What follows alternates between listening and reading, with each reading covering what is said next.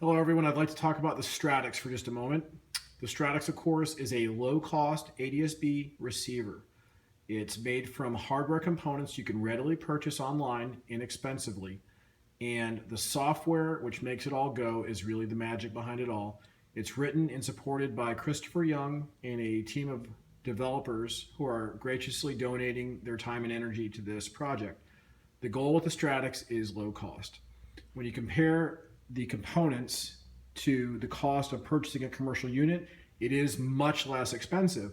However, when you start building out custom 3D printed cases and going with aftermarket antennas, the cost starts to go up.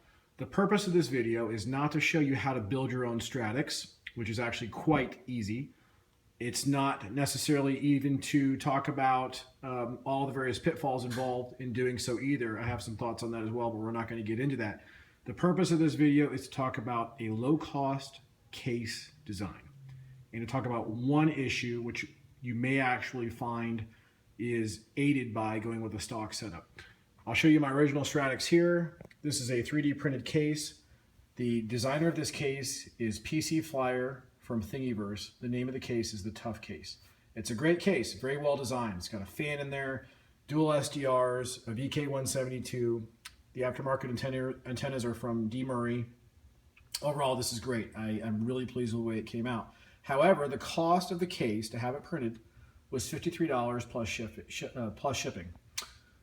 So when you add that, the cost of the antennas, the cost of the bulkhead adapters, the GPS, the fan, on and on, it ends up being over $200 basically at the end of the day. And that's if you purchase everything perfectly and you don't buy any of the wrong stuff or break anything, both of which I actually did in the course of screwing around endlessly with this. So what you're seeing here is my second build. The purpose of this build is a very low cost build. There's no GPS. There's only the dual SDRs. This time I did go with the newer, smaller New Elect Nano 2s. There's two of them. And you'll see they're attached to the Raspberry Pi, and the stock antennas are included. Here's my word about the antennas. The stock antennas work very well. They're free. They come with the Nano 2s. Versus these aftermarket antennas, which I don't think through the fault of the antenna or the guy D. Murray who's selling these, aren't as efficient simply because of the connectors used inside the case to connect the antenna to the SDRs. The stock antennas, again, work really well. So here we have just the stock Raspberry Pi 2. We have the dual SDRs. We have the Edimax Wi-Fi adapter, which comes with the kit. And of course, the antennas. And they're sitting in a plastic box, you probably noticed. This is a plastic box, project box from PI Manufacturing. And I hope I didn't get the name wrong because I'm saying that from memory. If I did, I'll correct myself in the comments. And it's available from Amazon, I believe, for $13.95. And what I have conceived here is for the entire effort of taking these components, plugging them together, imaging the SD card with the current build of the Stratux software, and then, of course, drilling a total of 3 holes in this box, you will have a very nice Stratux build. And I'll show you what I mean by that. These antennas can be simply hot glued into place. I haven't done that here, but it's, I think, pretty self-explanatory. If you didn't want to use glue, you could use Velcro or tape or something, I don't know. Probably glue would be the best. Find the location you want to place these in the case.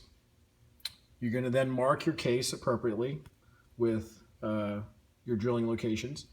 And then you will simply drill those holes, slide it down on, and you're going to have a great looking case. The front and back have these removable dividers in this project box. You could simply leave the divider out if you wanted to run the USB power cable out. Or if you wanted it to look a little bit more professional, you could certainly drill a hole or Dremel out a rectangular shape for a USB cable or what have you. Whatever you want, you could do here quite easily, even if you're not mechanically inclined. And I'm not particularly, by the way.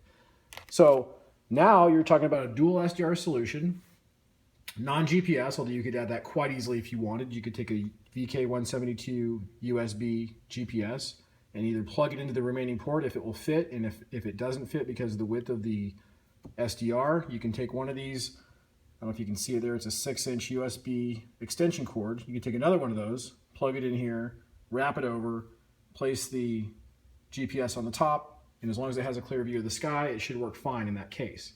Or you could run that extension cable, or a longer one, out the back of the case and place the GPS wherever you wanted, if you wanted GPS. In my opinion, a lot of people flying around in smaller aircraft are probably using an iPad or other tablet which has an internal GPS. And if it does, there's a good chance it'll work fine all by itself. I have found that that is the case with my iPad. So this build is not going to include a GPS, and I'm going to leave it in my aircraft. So now you have a dual band, dual SDR, dual band, Stratux unit, which can be powered by a battery pack or by your aircraft power, placed wherever you like in the aircraft with no additional cost other than this project box and an investment of your time of approximately 10 minutes to drill a couple of holes, and you will eventually end up with something that'll look quite nice. Imagine this sitting on top here. That's what it'll look like from the front, basically. Imagine your antennas coming out the top here, and voila, you're done. So there you have a low-cost alternative to a 3D printed case, and it will also help you avoid a lot of issues with the aftermarket antennas. Hope you enjoyed it. Take care.